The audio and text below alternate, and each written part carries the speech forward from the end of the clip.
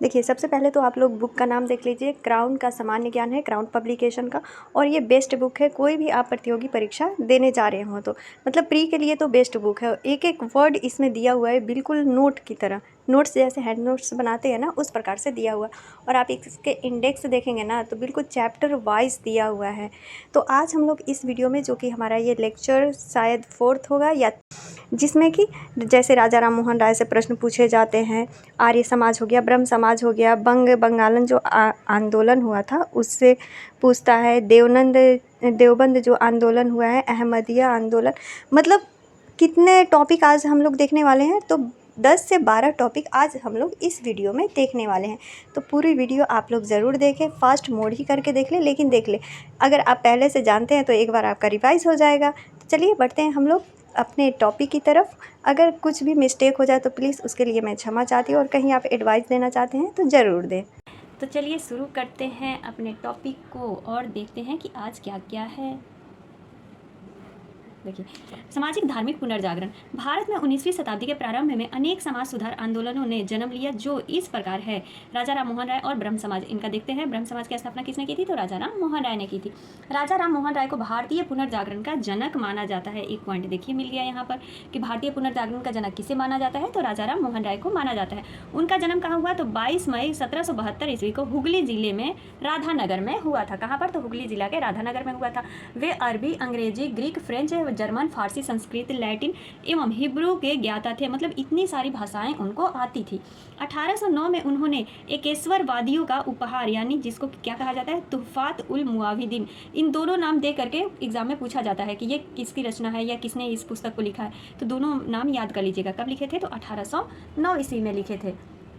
1814-15 में उन्होंने आत्मीय सभा एवं 1816 में वेदांत सोसाइटी की स्थापना की। 1820 में उन्होंने प्रिस्टेप ऑफ जीसस नामक भी पुस्तक लिखी। देख रहे हैं ना कितना इंपॉर्टेंट टॉपिक है और बिल्कुल नोट्स वाइज दिया हुआ है। तो प्लीज़ आप लोगों के पास ये बुक होनी चाहिए। क्राउन का सामान्य ज्ञान है, आप लोग ले लीजिए।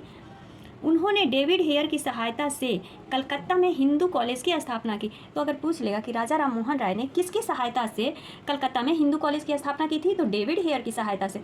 उन्होंने बांग्ला भाषा में संवाद कौमुदी, फारसी भाषा में मिरातुल अखबार का भी प्रकाशन किया। उन्होंने बांग्ला भाषा में संवाद कौमुदी और फारसी में मिरातुल अखबार का भी प्रकाशन किया। 20 अगस्त 1828 को उन्होंने ब्रह्म समाज की स्थापना की, जिसे बाद में ब्रह्म समाज कहा गया। अच्छा, ब्रह्म सभा की स्थापना की थी। देखिए यहाँ पर कंफ्यूजन हो जाता है ना।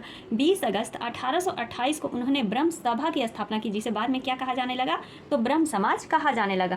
मुगल सम्राट अकबर द्वितीय ने उन्हें राजा की उपाधि दी थी और अपने दूत के रूप में उन्हें तत्कालीन ब्रिटिश जो सम्राट विलियम चतुर्थ था उसके दरबार में भेजे थे। यहीं पर ब्रिस्टल में 27 सितंबर 1833 को उनकी मृत्यु हो जाती है। तो मृत्यु से प्रश्न अगर पूछ लेता है कि राजा राम मोहन राय की मृत्यु कहाँ हुई थी? तो ब्रिस्टल में हुई थी। कब? तो 1833 ईस्वी में हुई थी। उनकी मृत्यु के बाद देवेंद्रनाथ टैगोर ने ब्रह्म समाज की गतिविधियों को जारी रखा और तत्वबोधिनी सभा यानी 1839 ईस्वी में इसकी स्थापना की। किसने किया तत्वबोधिनी सभा का? तो देवेंद्रनाथ टैगोर ने। देखिए अब यहाँ पर समझिए कि 1865 में ब्रह्म समाज का क्या हो जाता है? विभाजन हो जाता है। आदि ब्रह्म समाज जिसके प्रमुख कौन बनते हैं? तो देवेंद्रनाथ बनते हैं।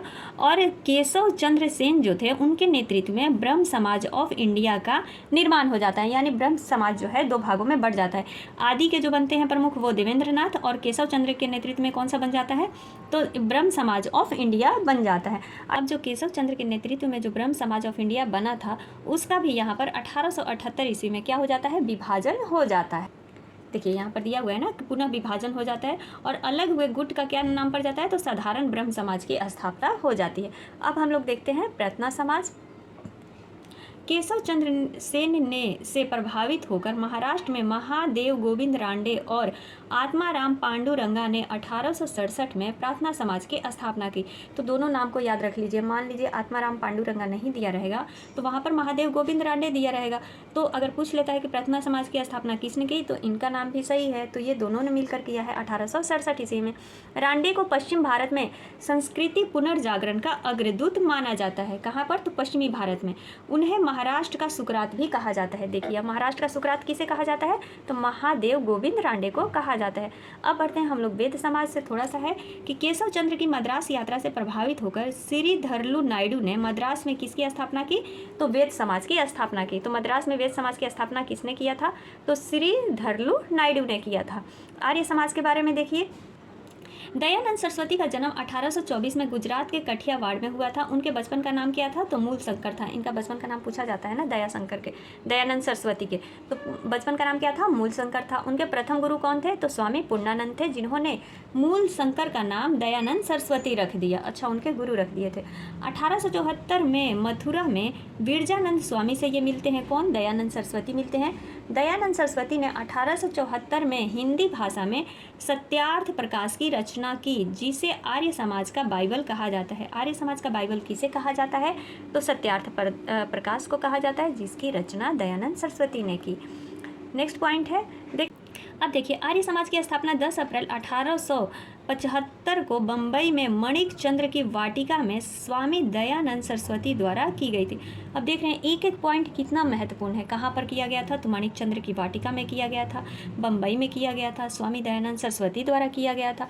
तो हर एक पॉइंट एग्जाम की दृष्टि से बहुत ही महत्वपूर्ण है। 1877 में आर्य समाज का मुख्यालय लाहौर बना था। उन्होंने वेदों की ओर लौटो और भारत भारतवासियों के लिए हैं जैसे नारे दिए। क्या क्या नारे थे दयानंद सरस्वती के, तो वेदों की ओर लौटो और भारत भारतवासियों के लिए हैं, ये दोनों नारे उनके हैं। दयानंद सरस्वती को भारत का मार्टिन लूथर भी कहा जाता है। किसको कहा जाता है, तो दयानंद सरस्वती को कहा जाता है भारत का मार्टिन लूथर। आगे बढ़ते हैं हम लोग, और महाराष्ट्र का सुकरात अभी पढ़े थे, किसे कहा जाता है, तो वो कहा जाता है महादेव गोविंद रांडे को। ठीक है, उन्होंने हिंदू धर्म के अंतर्गत शुद्धि आंदोलन भी चलाया। दयानंद सरस्वती ने स्वराज शब्द का सर्वप्रथम प्रयोग किया था। सर्वप्रथम प्रयोग किसने किया था, तो दयानंद सरस्वती ने किया था स्वराज शब्द का। आर्य समाज के अंतर्गत पाश्चात्य शिक्षा के विरोधियों ने स्वामी श्रद्धानंद लेखराम एवं मुंशी राम के नेतृत्व में 1902 में कांगड़ी के पास गुरुकुल की स्थापना की। किसके नेतृत्व, शिक्षा के विरोध में, तो पाश्चात्य शिक्षा, जो पश्चिमी ओर से शिक्षा आ रही है। जैसे आजकल देखिए हिंदुस्तान में सबसे अधिक लोग हिंदी बोलेंगे, लेकिन कोई भी नेता, अधिकतर नेता क्या करते हैं, इंग्लिश में ही लेक्चर, हर फॉर्म मतलब इंग्लिश में ही आता है। तो ये क्या हो गया, ये हम लोग अंग्रेज़ों का है, अंग्रेज़ी ही तो अपना लिए हैं। अंग्रेज चले गए, अंग्रेज़ी छोड़ गए हैं। चलिए आगे बढ़ते हैं। पाश्चात्य शिक्षा के समर्थकों ने हंसराज और लाला लाजपत राय के नेतृत्व में लाहौर में 1886 ईस्वी में दयानंद एंग्लो वैदिक यानी डीएवी स्कूल की स्थापना होती है। तो डीएवी का फुल फॉर्म क्या हो गया, दयानंद एंग्लो वैदिक स्कूल की स्थापना हो जाती है। दयानंद सरस्वती की मृत्यु कब होती है, तो 30 अक्टूबर 1883 को अजमेर में हो जाती। अब देखते हैं, ये छोटे छोटे टॉपिक हैं। यंग बंगाल आंदोलन, जो कि हेनरी विलियम डेरिजियो ने इस आंदोलन की स्थापना की थी। किसने किया था, तो हेनरी विलियम डेरिजियो ने आंदोलन की स्थापना की थी। डेरिजियो को आधुनिक भारत का प्रथम राष्ट्रकवि कहा जाता है। अगर प्रश्न पूछ लेता है कि आधुनिक भारत का प्रथम राष्ट्रकवि किसे कहा जाता है, तो डेरिजियो को कहा जाता है। रामकृष्ण मिशन से है, इसको देख लेते हैं हम लोग। रामकृष्ण मिशन का बचपन का नाम क्या था, तो गदाधर चट्टोपाध्याय था। वे कलकत्ता के दक्षिणेश्वर काली मंदिर के पुजारी थे। अच्छा, ये क्या थे, पुजारी थे। स्वामी विवेकानंद रामकृष्ण के शिष्य थे। कौन थे, तो स्वामी विवेकानंद। उनका जन्म 1863 में कलकत्ता में हुआ था। उनका मूल नाम क्या था, तो नरेंद्र नाथ दत्त था। किसका, स्वामी विवेकानंद का। विवेकानंद ने 1897 में कलकत्ता के वेलूर नामक स्थान पर रामकृष्ण मिशन की स्थापना की थी। तो विवेकानंद ने कहाँ पर स्थापना किया रामकृष्ण मिशन की, तो वेलूर नामक स्थान पर 1897 ईस्वी में। विवेकानंद ने 11 सितंबर 1893 में अमेरिका के शिकागो के सेंट कोलंबस जो हॉल था, उसमें आयोजित प्रथम विश्व धर्म सम्मेलन में हिस्सा लिए थे। कहाँ पर हिस्सा लिए थे, तो कोलंबस हॉल में जो हो रहा था अमेरिका शिकागो में, उसमें हिस्सा लिए थे। महाराज खेतड़ी के सुझाव पर उन्होंने अपना नाम नरेंद्र नाथ से बदलकर स्वामी विवेकानंद रख लिया। मोस्ट इम्पॉर्टेंट हो गया कि किसके कहने पर उन्होंने अपना नाम बदल लिया था, तो महाराज खेतड़ी के कहने पर। सम्मेलन में जाने से पहले वे बम्बई से पेनिनसुलर जहाज़ से रवाना हुए थे। वो बम्बई से किस जहाज़ से रवाना हुए, पेनिनसुलर जहाज़ से रवाना हुए थे। उन्हें मिसेस हॉल नामक महिला के प्रयत्नों से सम्मेलन में प्रवेश मिला था। मतलब एक महिला थी, किनकी महिला, अगर ये प्रश्न पूछ लेता है कि विवेकानंद को प्रथम विश्व धर्म सम्मेलन में जाने का मतलब प्रवेश किस महिला के प्रयत्न से मिला था, तो वो मिले था मिसेस हॉल नामक महिला के प्रयत्न के द्वारा उन्हें सम्मेलन में जाने का प्रवेश मिला था। आयरिश महिला मार्गरेट नोबेल विवेकानंद की शिष्या बनी। कौन महिला, तो आयरिश महिला थी मार्गरेट नोबेल, जो कि विवेकानंद की शिष्य बनी, जिन्हें भारत में सिस्टर निवेदिता के नाम से जाना जाता है। अच्छा, भारत में सिस्टर निवेदिता के नाम से जाना जाता है। उन्होंने स्वामी विवेकानंद को सन्यासी योद्धा कहा है। किसने, तो सिस्टर निवेदिता ने, यानी मार्गरेट नोबेल ने कहा है। चलिए अब आगे टॉपिक देखते हैं। थियोसॉफिकल सोसाइटी, मैडम ब्लावत्स्की और कर्नल अल्कॉट ने 1875 में न्यूयॉर्क में थियोसॉफिकल सोसाइटी की स्थापना की। नाम याद रख लीजिए कि थियोसॉफिकल सोसाइटी की स्थापना किसने की थी, तो मैडम जो ब्लावत्स्की थी और कर्नल अल्कॉट थे, जिन्होंने 1875 में किया था। अडियार यानी मद्रास में इसका अंतर्राष्ट्रीय कार्यालय 1882 में खोला गया। एनी बेसेंट 1888 में इस सोसाइटी की सदस्य बनी और 1907 में थियोसॉफिकल सोसाइटी की अध्यक्ष भी बनी। कौन, एनी बेसेंट 1888 में क्या बनी थी, तो इस सोसाइटी की सदस्य बनी थी और 1907 में थियोसॉफिकल सोसाइटी के अध्यक्ष भी बन गए। ये एनी बेसेंट कौन थी, तो जो देखिए एनी बेसेंट से ये प्रश्न पूछा जाता है कि भारतीय राष्ट्रीय कांग्रेस की प्रथम महिला अध्यक्ष कौन थी, तो एनी बेसेंट। और वहीं अगर पूछ लेगा कि भारतीय प्रथम महिला कौन थी अध्यक्ष, तो वो थी सरोजनी नायडू। ठीक है, तो चलिए यहाँ से ये हमारा हो गया प्रश्न। एनी बेसेंट ने 1898 में बनारस में सेंट्रल हिंदू कॉलेज की स्थापना की, जो आगे चलकर क्या हो गया, तो 1916 में मदन मोहन मालवीय के प्रयासों से बनारस हिंदू विश्वविद्यालय बन गया। उसी को सेंट्रल हिंदू कॉलेज को ही 1916 में क्या कर दिया गया, तो बनारस हिंदू विश्वविद्यालय बना दिया गया। तो ये इतना ध्यान में रखना है। अब देखते हैं अलीगढ़ आंदोलन को, क्योंकि इससे भी प्रश्न पूछा है, मतलब इस बुक में जितने भी दिए हो ना सारे इंपॉर्टेंट टॉपिक है।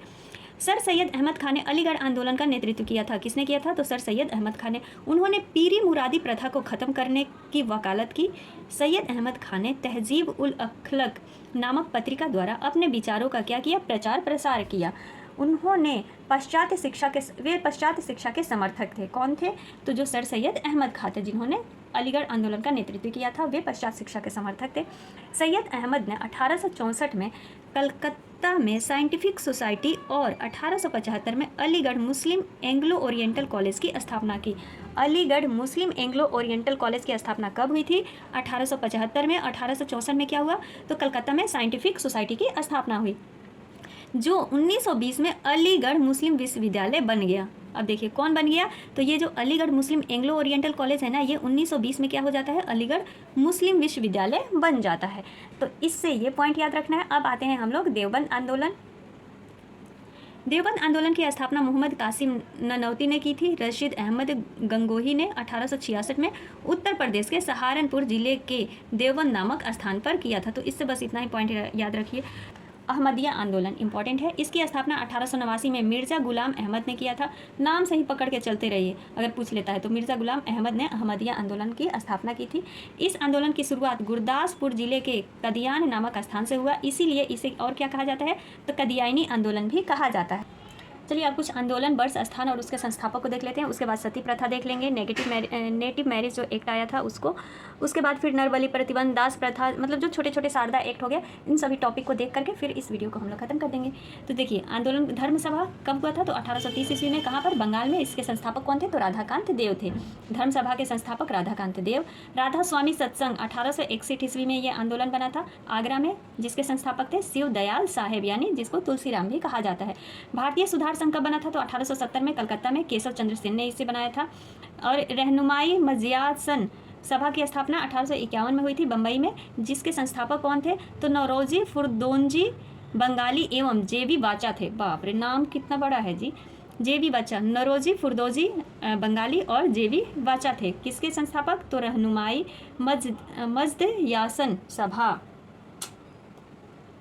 रहनुमाई मज्द यासन सभा के संस्थापक कौन थे, तो नौरोजी फुरदोनोजी बंगाली एवं जेबी बाचा थे। 1851 ईस्वी में बम्बई में हुआ था। देव समाज के संस्थापक तो थे शिव नारायण अग्निहोत्री। कहाँ हुआ था, लाहौर में 1887 ईस्वी में।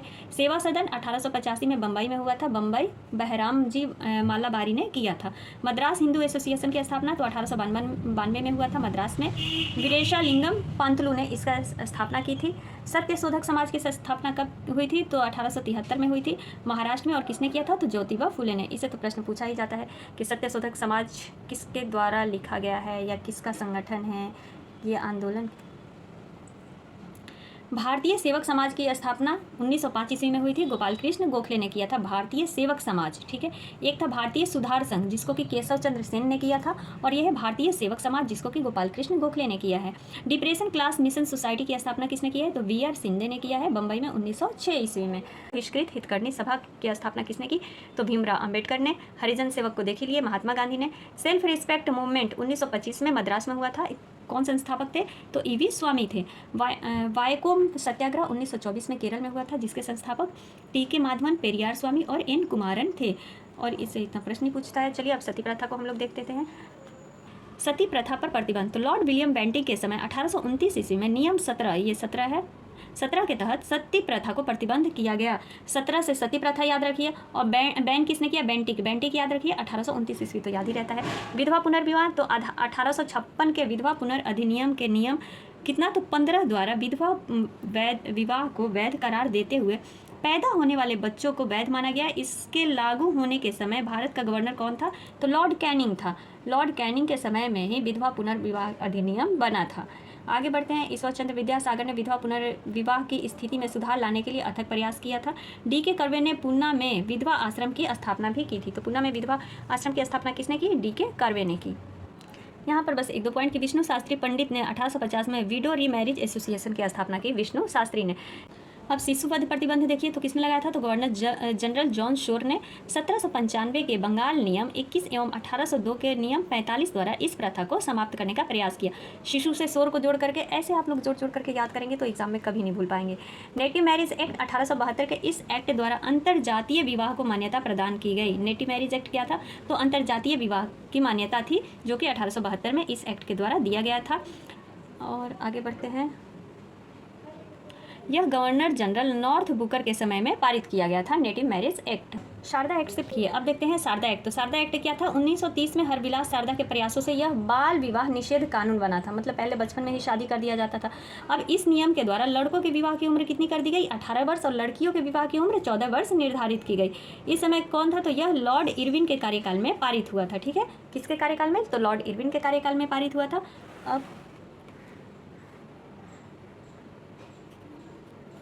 अब ये है एक नर बलि प्रतिबंध, जो कि 1844-45 में हॉर्डिंग प्रथम के समय में समाप्त हुआ। नर बलि प्रथम किसके समय में समाप्त हुई प्रथा, ये तो हॉर्डिंग प्रथम के समय में समाप्त हुई 1844-45 में। प्रथा को समाप्त करने के लिए कैंपबेल की नियुक्ति की गई थी। किसकी नियुक्ति, तो कैंपबेल की नियुक्ति की गई थी। दास प्रथा पर प्रतिबंध कब लगा, तो प्रतिबंध 1833 चार्टर एक्ट द्वारा इस पर प्रतिबंध लगाया था, दास प्रथा पर।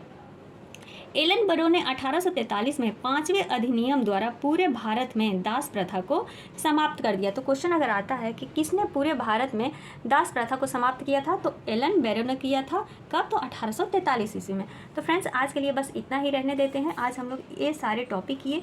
अगली वीडियो में जो हमारा लेक्चर 5 होगा उसमें हम लोग 1857 की क्रांति का विद्रोह देखेंगे, जो कि देखिए बिल्कुल पॉइंट एक पॉइंट को हम लोग देखेंगे। फिर उसके बाद उसी में हम लोग देखेंगे भारतीय राष्ट्रीय आंदोलन, जो कि 3 चरणों में विभाजित किया गया था, उसका प्रथम चरण को हम लोग अगली वीडियो में कवर कर लेंगे। तो चलिए मिलते हैं अगली वीडियो में, तब तक के लिए आप सभी का दिल से धन्यवाद। Thank you.